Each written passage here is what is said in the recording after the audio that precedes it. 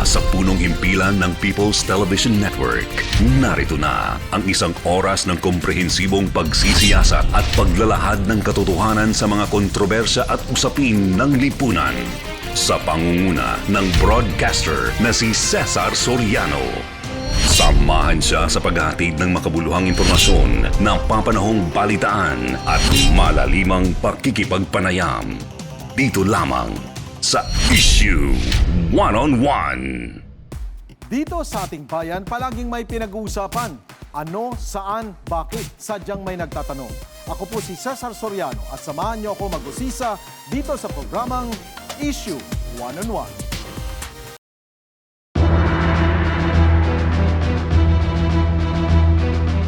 Sa 124 na taon ng dedikasyon at kagitingan, isang hukbo ang nagtaguyod sa inaasam na kasarinlan. Nakaukit na sa kasaysayan ang mga istorya ng kabayanihan, istoryang mananalaytay sa puso't isipan na mga susunod na magtatanggol sa inang bayan at maglilingkod sa taong bayan. Bitbit ang karangalan, pagkamakabayan at katungkulan ng mga bagong hukbong Katihan.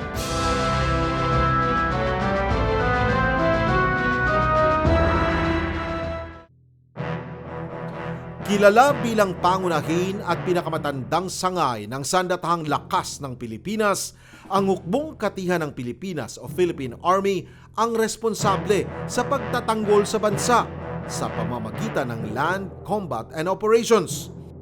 Binubuo ng 11 dibisyon at special units na nakakalat sa buong bansa. Saksi ang Hukbong Katihan sa transformasyon sa loob ng higit isang siglo. Mula sa mga makabagong kagamitan hanggang sa pinalakas na kasundaluhan. Alinsunod ang lahat ng ito sa bisyon nitong maging world-class army na maipagmamalaki ng buong bansa pagsapit ng taong 2028. Naging prioridad ng mga nagdaang liderato ang pagmomodernisa ng security forces ng bansa. Sa bisa ng Republic Act No. 7898 o Armed Forces of the Philippines Modernization Act, layo nitong modernisahin ang tatlong sangay ng AFP, kabilang ang Philippine Army. Inamyandahan din ang naturang batas noong 2012 sa layong i-extend ang modernization program sa 15 taon. Sa pag-upo naman ni Pangulong Rodrigo Duterte, inaprubahan ito ang Horizon 2 ng AFP Modernization Act na nagsimula noong 2018 hanggang 2022. Inaasang mapapalakas nito ang opensiba at makapagpapatibay sa depensiba ng militar. Our efforts to strengthen our military have been vital in ensuring that we are able to fulfill our sworn and shared duty of protecting our sovereignty and safeguarding the welfare of the Filipino people. Ang pagsawata sa mga kalaban ng Estado ang isa sa pinakapinagtutuunan ng pansin ng Administrasyong Duterte. Mula sa terorismong hinahasik ng Muslim extremist groups hanggang sa problema sa insurensiya na kagagawa naman ng CPPNPA. Iba't ibang hakbang ang isinusulong nito. At ang pinakamalaki na marahil ang pagkakatatag ng National Task Force to End Local Communist Armed Conflict o NTF-ELCA. Sa pinagsanib na lakas ng naturang task force at ang tuloy-tuloy na implementasyon ng modernization program, mas pinaigting na pwersa ang nalikha upang masugpo ang gumigimbala sa kapayapaan ng bansa. Malaking bentahe ang dalawang programang ito para sa hukbong katihan ng bansa sa kasalukuyang pamumuno ni Commanding General Lieutenant General Andres Centino. Kaisa sila sa target ng administrasyon na tapusin na ang suliranin sa insurensiya bago bumaba sa pwesto ang Pangulo. Bilang sukli, naging inisyatibo ng Philippine Army ang patuloy na pagpapalakas ng kaalaman sa pakikidigma ng libo-libong kasundaluhan. Nang di kinakaligtaan ng tunay na ugat at pinakamabisang lunas sa sigalot na tumagal na ng 5 dekada. Magandang gabi po, General Santino. Good evening, Cesar. Palaging sinasabi kasi na malakas at iba na ang ating Philippine Army ngayon. Can you qualify that? We're having the Army Transformation Roadmap.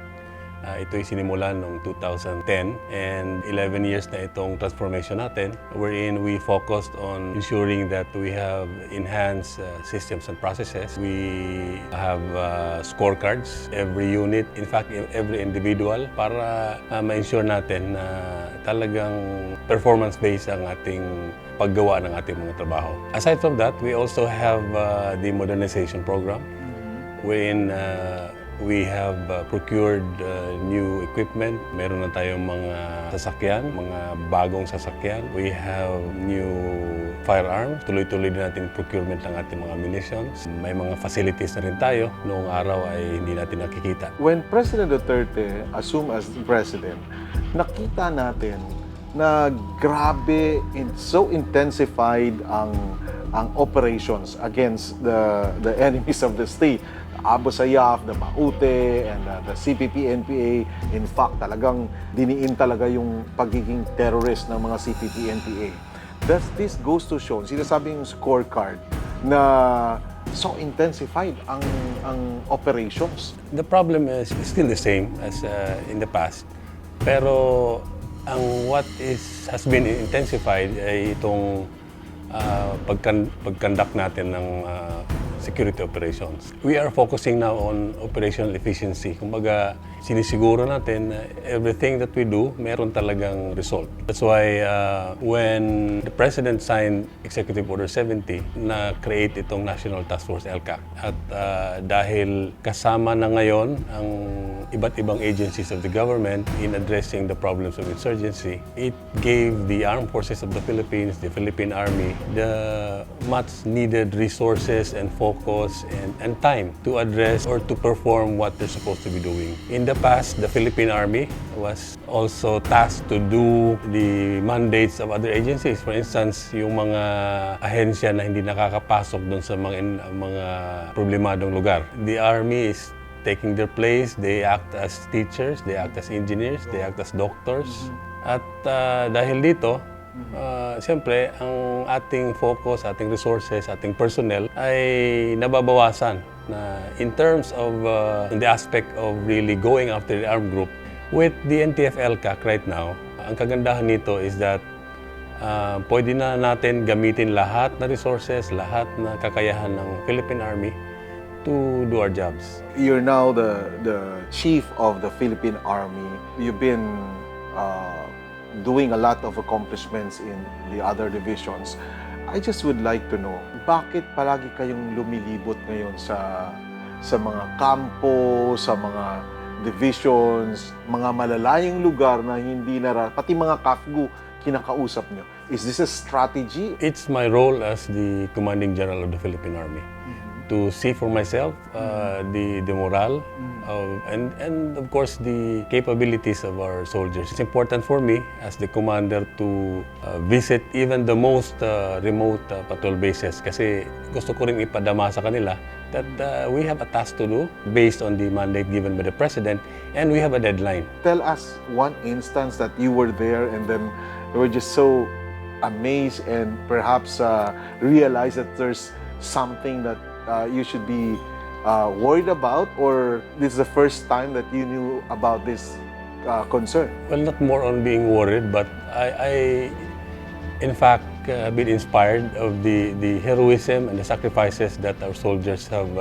shown. Kahit na nasa malayong lugar, they have spent so many months there without even seeing their families. Of course, there are things that we need to enhance, like for instance, in the aspect of communications. Siyempre, may mga detachment na napakalayo talaga, walang... Sir, if I may butt in, I went to Samar and I was so surprised. There were a lot of battalions there, headquarters, that have a radio station. Maraming battalions na may radio station. Are you going to install more radio stations? And why are they so focusing on the radio station? Well, it's part of our task to disseminate information. Meron tayong mga ganitong capability just to help the government inform the public. You have frequency somewhere in copies na hindi nyo nagagamit. I learned from the Philippine Broadcasting Service na nasayang daw yun. There are other areas na kailangan ng communication talaga, lalo na sa mga conflict areas. Gusto kong marinig sa inyo, bibigyan mo ba ito ng pansin at paano nyo gagawin ito? Meron lang mga area siguro dahil sa katagalan, nasisira na rin. So we have to have some repairs and replacements if needed. Is it high time to do this because of kailangan ng war natin or there's another war that we have to introduce? Not about that, but more on public information. Kasi kailangan ito eh. Merong programa ang gobyerno na sometimes hindi nakakaabot even sa mga liblib na lugar. And our soldiers are there. We have units na nandun sa mga malalayong lugar. So we take advantage of that by helping the government in disseminating this information. One of the problems of the soldiers as I also roam around, yung transportation. Do you see some concerns on their mobility, sir? Right now, we are addressing that. In fact, napaka-robust ang ating pag-provide ng mobility assets. No? We have military trucks we have procured from Korea. And right now, meron din tayong mga SUVs na napoprovide sa ating mga units. Recently, ang government ng Amerika ay nagbigay po ng tulong at mga equipment sa atin. How does that help us? How do you welcome that? We have working relations with the other armed forces. Tumutulong naman. So far, ano ba nabigay ng Amerika? Mga war materials, like for instance, mga firearms, meron tayong receive na ganun. Sir, marami kasi nagsasabi, bakit kapag kagera sa Philippine Army, maraming mga pagkakataon na kailangan dapat ng support ng Philippine Air Force, ng ibang agency, ay hindi siya masyadong nakikita. What's really the score? We have a joint concept of operation. Yung campaign natin, hindi lang ginagawa lang ng Philippine Army. We also have the other major services like the Air Force and the Navy so that lahat na gamit from the different branches of service ay nagagamit natin to implement the campaign. Kahit meron tayo, but these are limited naman. So that's why we need to prioritize. Halimbawa, kung merong insidente na meron tayong casualties during encounters, yan, priority natin yan. Okay. And we send out the helicopters, prioritizing over other, let's say, admin like visits, no? Kung halimbawa may isang commander na bibisita, priority natin na ma-evacuate ang ating casualties. Itong mga tangke de guerra natin, itong mga artilleries natin, tell us something about how far are we now into this kind of equipment? Talking about tanks, we have an armor division. It's based here in Luzon. It's in Tarlac actually. Ito yung nagsusupport din, nagpo-provide ng combat support sa ating mga infantry unit. The units of the armor division are spread all over the country and some are being deployed in the areas kung nasan yung infantry division.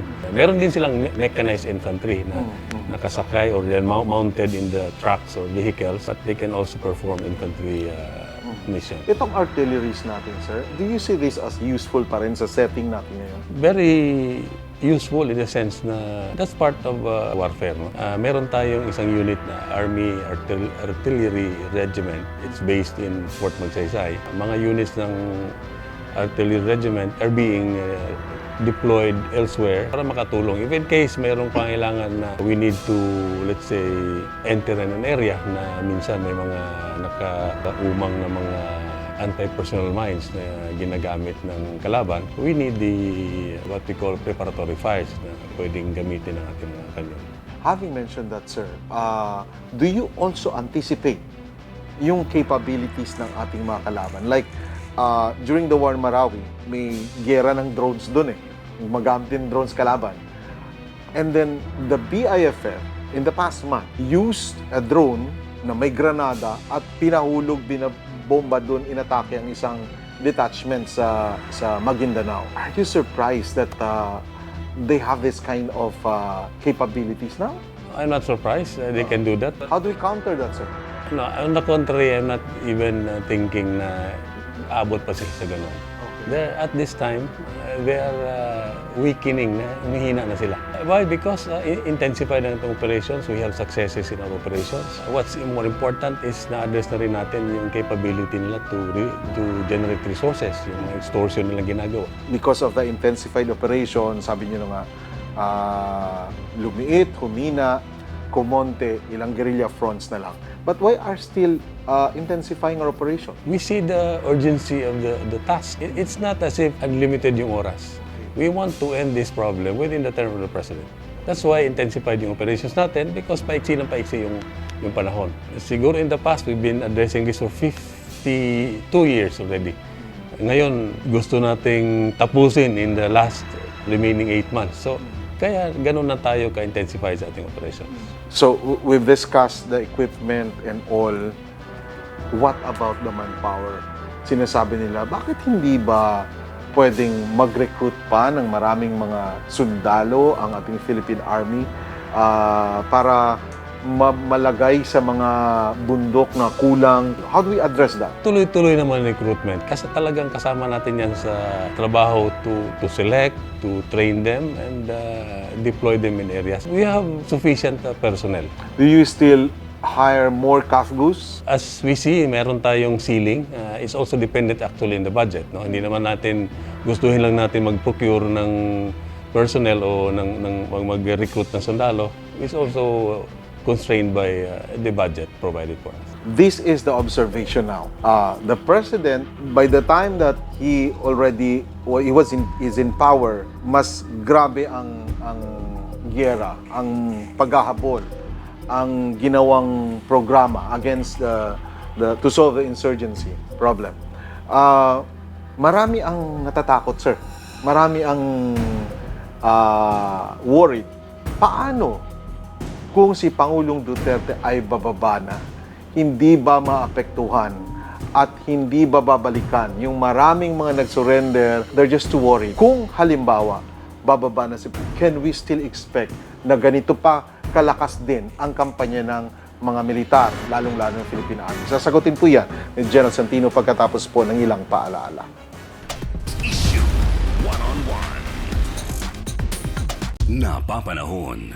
Base sa pinakauling talata ng COVID, iba't ibang mga hakbang umano ang kanilang isinasagawa. Patas at tapat na paglalahad. Ang kanilang misyon, Pagbabalitang may malasakit sa mga mamamayang Pilipino. ang mga economic enterprise projects sa pagpapatupad ng mga water system projects bago pa man bumagsak ang tubig dito sa Estrella Waterfalls. Sa gitna ng may init na isyu ng bansa, katotohanan at responsableng pamamahayag. Yan ang hatid ng isa sa mga nangungunang broadcast journalist ng bansa na si Cesar Soriano. Sa kaniyang paglalakbay sa bawat sulok ng bansa at sa pagtuklas sa mahalagang pangyayari sa ating lipunan. Dito sa Magandang Gabi Pilipinas. Tuwing Sabado, alas 5 hanggang alas 6 ng gabi, dito lamang sa PTV. Ang hangad, kaunlarang hudyat ng mas malawak na oportunidad at mas masaganang hinaharap. Kasama ang mapagkakatiwalaang broadcaster na si Cesar Soriano. Tunghayan ang isang oras na pagtuklas sa mga reforma at pagbabago sa bawat sulok ng bansa na nagbigay ginhawa at pag-asa sa mga mamamayang Pilipino. Unlad Pilipinas. Mapapanood tuwing Miyerkules alas 3 hanggang alas 4 ng hapon dito sa PTV. Isyu One-on-One.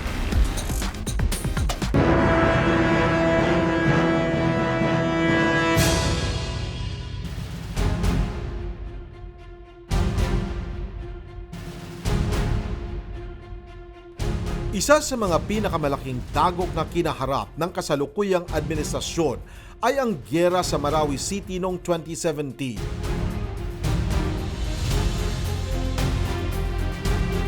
Tumagal ng 5 buwan, pakana ng teroristang Mautic Group at Abu Sayyaf ang naturang digmaan laban sa pamahalaan. Ladies and gentlemen, I hereby declare Marawi City liberated. Buwan ng Oktubre taong 2017 nang opisyal na dineklara ni Pangulong Duterte ang liberasyon ng lungsod ng Marawi. Eksaktong 4 na taon na ang nakalipas. Ito na ngayon ang Marawi City, malayo sa kalunos-lunos nitong imahe. Nito lamang October 17 nang personal na nagtungo ang Pangulo sa Marawi City upang gunitain ang ika-4 na anibersaryo ng liberasyon ng lungsod mula sa kamay ng mga terorista. We in government are strongly committed to bring back the city's glory, and we will continue to foster cooperation among concerned stakeholders so that Marawi will be able to build back better and stronger. Bilang pinakamalaking sambahan ng mga Muslim sa syudad, simbolo ang bagong tayong Grand Mosque na ito na buhay ang pag-asa sa syudad na biktima ng terorismo. Ang mga transformasyong ito ay bunga ng pagkakatatag ng Task Force Bangon Marawi na siyang nakatutok sa rehabilitasyon ng syudad at pagsisimulang muli ng mga internally displaced persons. Bagamat malaki na ang ipinagbago, nananatili ang ilang bakas ng digmaan na nagsisilbing paalala sa mapait na kasaysayan ng lungsod at ang daan-daang istorya ng kabayanihan ng mga Pilipinong pilit na tumindig para sa kalayaan ng Marawi. Let me again give recognition to our soldiers and police personnel and local constituency for their bravery, sacrifice, and determination in defending and liberating Marawi City. Saksi ang Marawi Seed sa pagbubuhis ng buhay ng 168 sundalo't kapulisan. Bilang bahagi noon ng 4th Infantry Division, isa si Lieutenant General Centino sa mga nakasaksi sa lawak ng pinsalang idinulot ng naturang gyera di lamang sa syudad kundi pati na rin sa hanay ng kasundaluhan.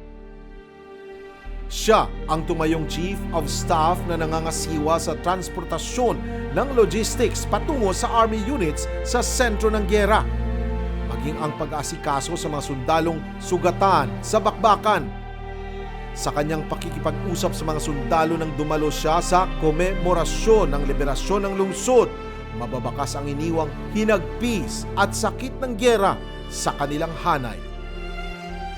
Kaya naman sa kanyang pagtayo bilang pinuno ng Hukbong Katihan, leksyong may tuturing ang naganap upang matiyak na hindi na mauulit ang madilim na kasaysayan na ito ng bansa, alinsunod sa direktiba ng kasalukuyang Pangulo na tuluyang iwaksi ang rebelyon. General, papababa na si Pangulong Duterte. Maraming na worried baka hindi na ganun ka-intensifying operations at babalik na naman tayo sa zero. What's your take on that? Gusto natin sa Philippine Army is to really comply with the President's mandate for us. Na tapusin natin. Kasi kung matapos na nga ito, we don't need to worry anymore. No? Sana kung everyone is aligned sa gusto nating mangyari na wala na sanang threats prevailing when the President steps down, andyan na yung situation na we can really develop as a country, as we can really progress as a country. So kung yan ma-attain natin, which the Army is really intent in doing, sana wala na tayong cause for worry. We just celebrated the 4th anniversary of the Marawi liberation. How did you feel attending the anniversary? What was in your mind? What is the lesson learned in the past? Unang-una, siguro dapat nga the armed forces should always be capable, should always be ready for any exigencies like what happened in Marawi. Obviously, there was need for us to assess kung paano i-organize natin when these things happen. And we have addressed that actually. Meron na tayong mga pagbabago sa ating structures, ating organizations, so that when exigencies like that happen, we have the appropriate command and control We have the appropriate units who can address this. Pero we're not thinking naman na mangyari uli yun. Sana lang, we should be more capable than we were supposed to be in maybe before Marawi. What I can really feel there, no, pagpunta namin, ang nakikita ko lang the heroism of our soldiers. Of course, it's coming from me, but when stories of what happened in Marawi were being naikwento doon sa mga nandun sa Marawi, I can just recall the time na yung mga casualties natin, because at the time I was in Cagayan de Oro. Kami yung unit na nagre-receive ng mga casualties. Doon namin nakikita yung mga wounded and even yung those who died. Doon dinadala sa 4th Division. And I saw the pain that they went through. And of course, I can just imagine the families of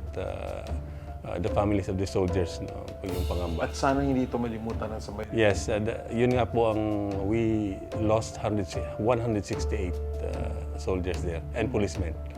So yun ang nakikita ko, yung heroism na ibigay ng mga kasamahan kong sundalo at kapulisan. As we celebrated the 4th anniversary of the Marawi liberation, where's the Maute now? How's their forces? Who could be behind pa dun sa support sa kanila? Wala na dapat tayong i-worry doon sa area ng Marawi. Wala na doon sila. Perhaps may mga ilan nagpaplano because things like this still it's global. It's everywhere, no?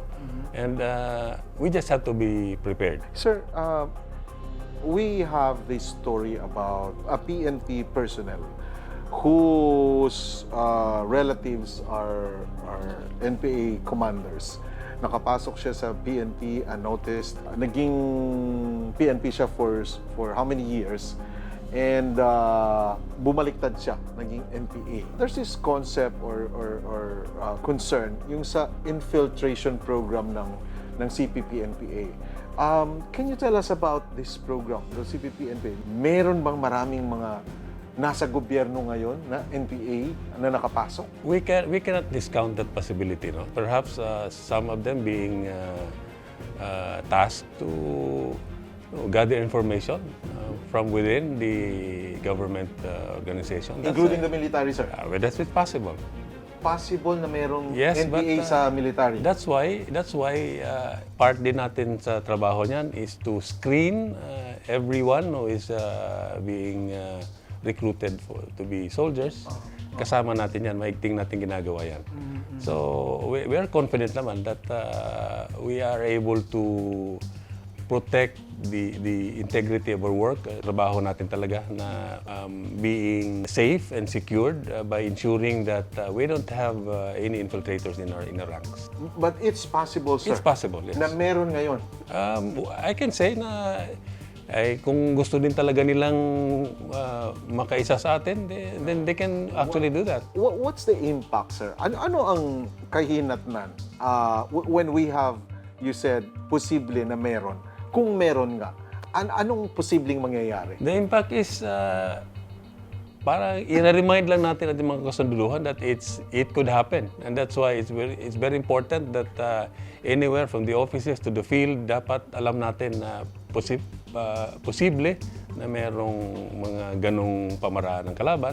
That's why we just have to be strictly observing sa ating mga measures, ensuring na walang information makalabas. When we have plans, they should be protected. Sorry to bring this matter to you, sir, because just yesterday, a very reliable source of mine, I know that this will trigger some investigations, but a very reliable source of mine just confirmed that there's some members or an officer from the intelligence unit who supplies documents to the left. Would you confirm or deny that? No, I don't think so. We are confident that our intelligence unit is safe. Would you not investigate that, sir? Well, that has kung meron namang mga ganon, we always ask the units of the intel units to go deeper. Is this alarming, sir? As I've said, it's very possible. That's why we don't have to be alarmed on this. Pwede namang mangyari ito. Okay. Sir, tell us something about the infiltration concept. Why do they infiltrate the government? And how vulnerable itong ganitong klaseng situation? Alam mo naman, Cesar, sa pag in warfare, ganun naman talaga. If you want to get one over sa kalaban mo, dapat meron kang inside information. And then sa books of warfare yan. No? So, posible talaga na merong mga uutusan ang kalaban to infiltrate. But we are confident sa ating organization that shielded naman ito. It seems, sir, na napakalawak na ng ating narating. But there's is also alliance, tactical alliance between the CPPNPA and the Muslim extremists. Is that possible? Because that's coming from the PNP na merong ang ganon. Well, it could be possible, but remotely. Kasi they are fighting perhaps a common adversary. Pareho silang ayaw sa gobyerno. So that's why it could be possible that they could conspire together. Because they have a common enemy. Yes, that's possible. And how do you react to that, sir? Alliance. Prepared tayo dyan. I mean, although we are addressing them separately, no? Meron tayong effort against both threat groups. No need to worry about. I mean, it's possible that they conspired, but the armed forces of the Philippines is ready and aware of these possibilities. Kaya I don't suppose na there's anything to be worried about. Sir, napakalawak na po ng ating giyera at ito'y dahan-dahan na talagang na-address ng ating kasundaluhan. In fact, kumonti na yung mga kalaban. Yes. Sinabi nyo nga, and we've confirmed that. How satisfying is it to see that all the sacrifices, the lives lost ng ating mga sundalo kabayanihan, ito nakikita natin that merong nakikitang maganda na umusbong at nagtagumpay ang inyong mithiin? Well, satisfying in the sense that we have been doing this for the longest time. Ever since we started as lieutenants hanggang ngayon, nandito pa rin ito. But I tell you, Cesar, we have not come any closer than this time na matalo na natin yung mga kalaban natin. Hindi nyo in-expect na ganito Of course, ngayon? we actually expected na it should have happened sooner. No? Okay. Yun lang, maraming factors. Pero sa ngayon, masabi natin na malapit talaga na nating matalo. And we are inspired to really be all out in our effort na once and for all matigil na nga ito. Because the Filipinos deserve better.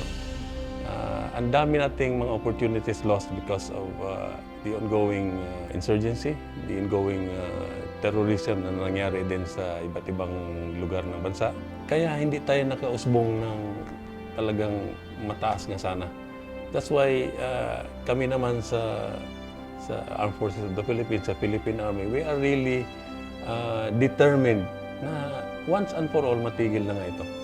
Because as I've said, the Filipinos deserve better. Sir, there were 20 NPAs that were killed in the Dolores raid.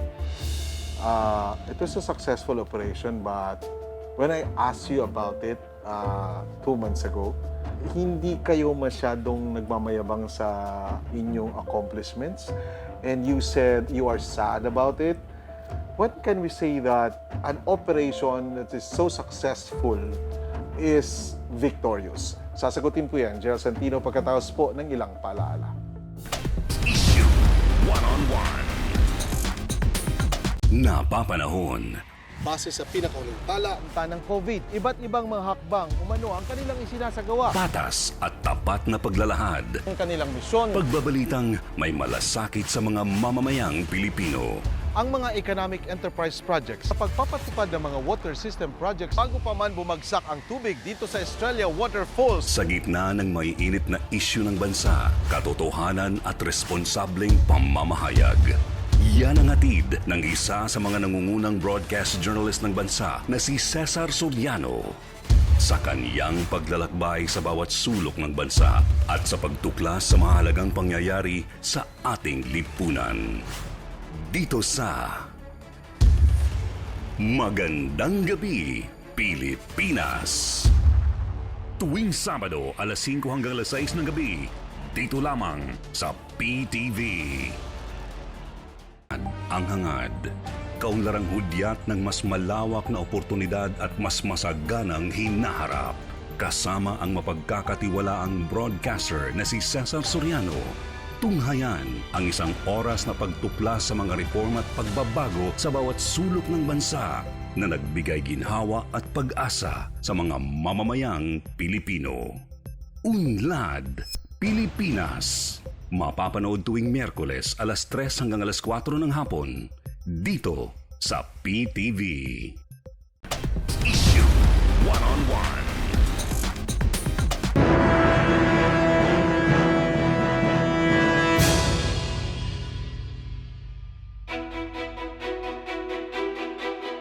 Sa sunod-sunod na serbisyong komunidad sa mga liblib na barangay na nilaukan ng militar, masasalamin ang kakaibang pamamaraan ngayon ng pamahalaan para matuldukan ang ugat ng insurensiya sa bansa.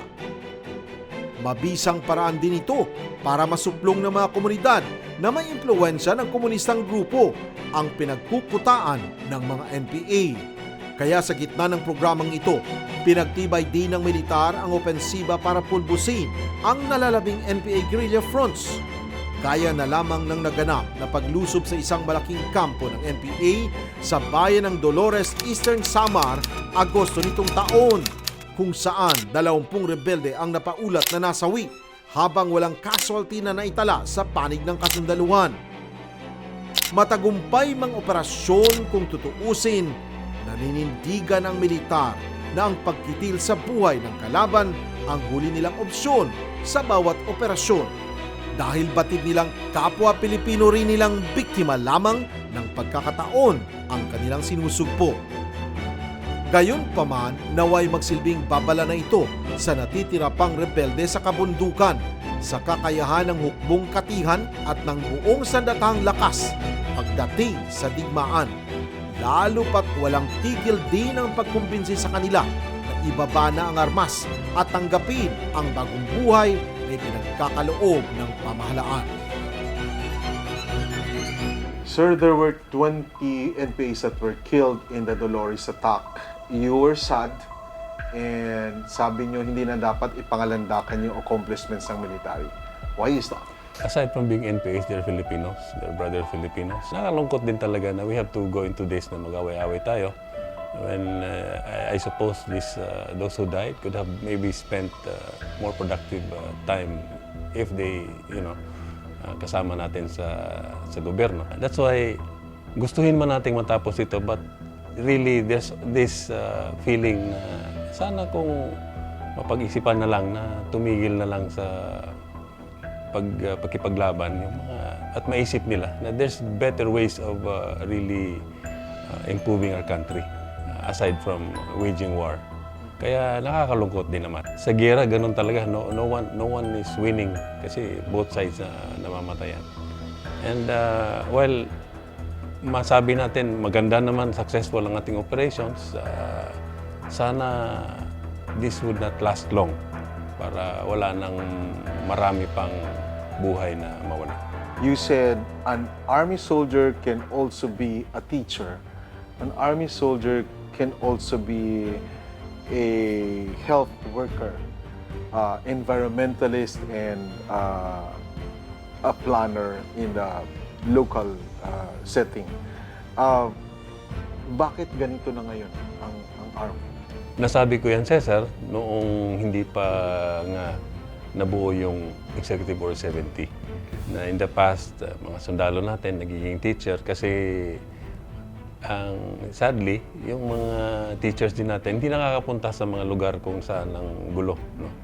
At ang nakakapasok lang naman doon ang sundalo. That's why the soldiers also are being tasked na magkaroon ng pagtuturo sa mga kabataan doon sa bundok. Kami naman din ay nagiging engineers dahil yung mga contractors ayaw naman pumasok doon sa mga liblib na lugar, no? Because of fear na sila ay maging target sa attack. Sundalo, nagiging doktor kasi yung mga doctors natin naman, mga civilian doctors, don't risk going there, no? At siyempre delikado din sa kanila. Kaya yung mga sundalo na rin, we have military doctors din naman. So, we have to do this. Kasi very much wanting ang government services dun sa mga lugar na ito. So, it's just different now kasi with the National Task Force LCAC, all the other agencies of government ay katuwang na ng Armed Forces of the Philippines, ng PNP, to really deliver the needed government services dun sa areas na yun. Sir, quick answer lang. Election fever is heating up and nakapokus lahat dito ngayon. How do we ensure na hindi partisan ang ating mga sundalo? Ang utos naman sa kasundaluhan is to ensure that there will be orderly elections. And that's what we're intent in doing. Sa ngayon, we have security operations ongoing. Ang sana at kung ma-address ka lang natin ang reducing the armed group, even the private armed groups na it could be anywhere, no? Kung ma-address natin ito, hopefully less problem na when election time comes. You are mentioning about the private armed groups. Marami ba tayong mga private armed groups na kailangang i-dismantle sa ngayon? Not so many, but there are. Who are these private armed groups? Well, this could be in traditional like areas in perhaps some parts in Mindanao. Mga politicians. Well, Meron some of mga them, private yes. armed groups. And I'm sure the Philippine National Police is addressing this also.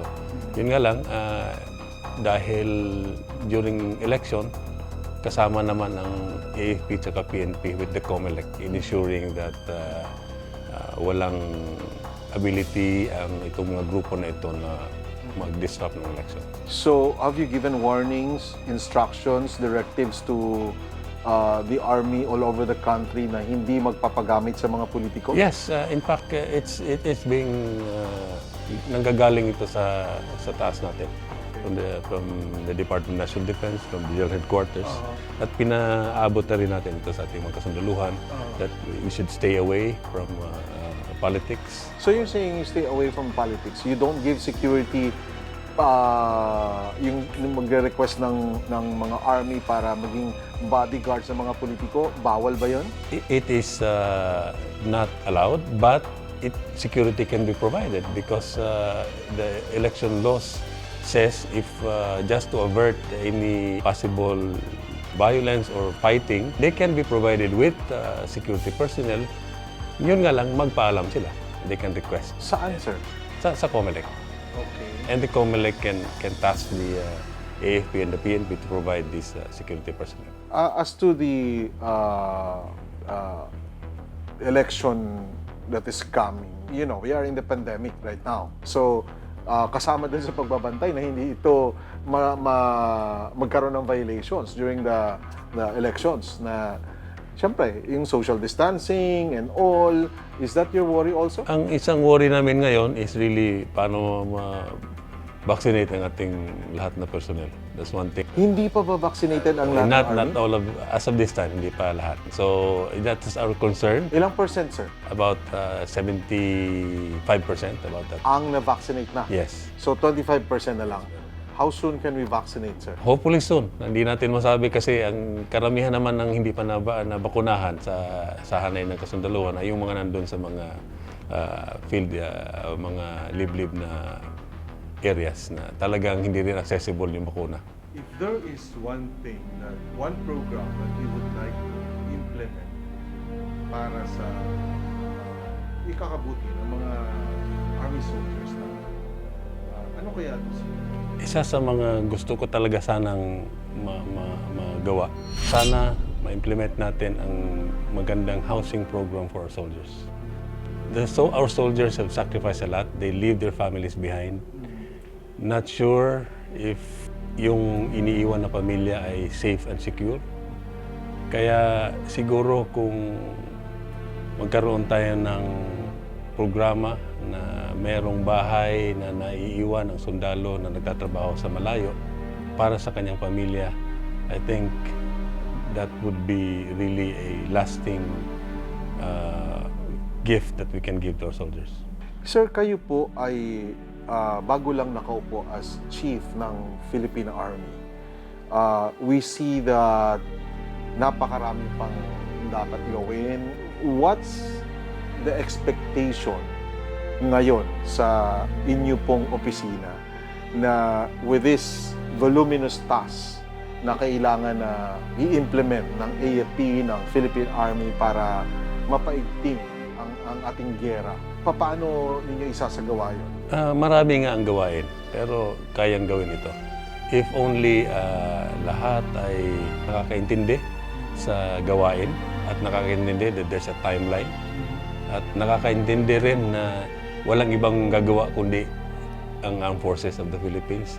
I suppose na all these voluminous tasks that you've been saying ay kaya nating gampanan. Isa sa mga talagang mabibigat na mga personality na kalaban ninyo ngayon up to now, at maraming nagdadasal na sana babalik dito sa Pilipinas. Your words for Joe Masison. It's for the politicians to talk about it. Sa amin, he comes or he doesn't come, it doesn't really matter. What we're addressing is the CPPNPA that is fighting the government. Wala na ba talaga siyang kapangyarihan dito sa baba? That seems to be the case. And you're happy about it? Well, it doesn't really matter to me. Sir, marami pang nasa bundok. Meron kayo mensahe? The government is sincere to address the insurgency, and part of the sincerity is providing programs for those rebels who would want to come down.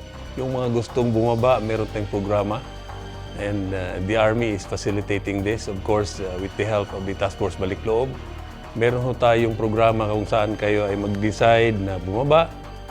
Meron tayong mga benefits na magbibigay sa inyo. If you bring in firearms, meron tayong pondo na ibayad sa inyo para kung magsuli kayo ng firearms. And marami pang mga benepisyo.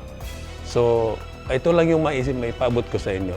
Wala na hong saysay kung makipag-giyera tayo sa ating kapwa, sundalo na Pilipino din naman.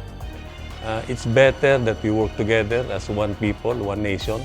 I think things would get better kung tayo ay magsama-sama magtrabaho. Your message for the gallantry of the men and women of the Philippine Army who gave their commitment to serve the country.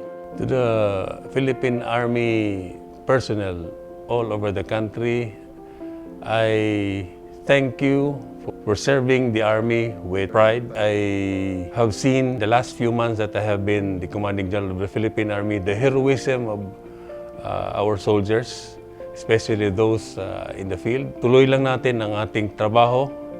This will not be forever. There will be a time na mananalo tayo, and we can do this if we have the same commitment, we have the same dedication as professional soldiers. Mabuhay ang Philippine Army.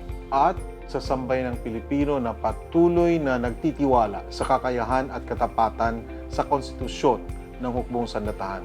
To the Filipino people, I thank you for having your trust on the Philippine Army. We appreciate very much your high trust and satisfaction rating that you gave us.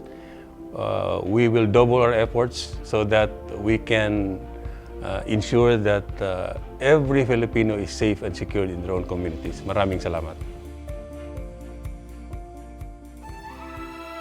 Mapalad ang hukbong Katihan ng bansa dahil nabigyan ito ng pagkakataong mapamunuan ng ilan sa mga magigiting na sundalo ng kasaysayan. Mabigat na tungkulin man ang naiatang sa kanilang mga balikat sa bawat legasiyang kanilang maiiwan. Libo-libong buhay ang nabibigyan ng panibagong pag-asa. Inspirasyon din ang hatid ng kanilang kwento sa mga nangangarap na mapahanay sa hukbong magtatanggol sa kasarinlan ng bansa. Nananalaytay sa kanilang hukbo ang disiplina at kabayanihang minana sa mga una ng nagtaguyod ng kapayapaan na naway magpatuloy sa mga susunod pang salinlahi. Ang makabagong hukbong Katihan. Ito ang may pagmamalaki ngayon ng Philippine Army. Higit isang siglo na ang nagdaan, ngunit nananatiling matatag ang kanilang hukbo sa pagtiyak na hindi na muling malulupig ang lupang sinilangan. taas mong titingala sa hinaharap kasama ang milyon-milyong Pilipino na nag-aasam ng isang malaya at mapagpalang Pilipinas.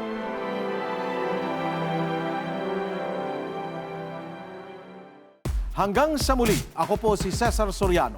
Maraming salamat at ito ang Isyu One-on-One.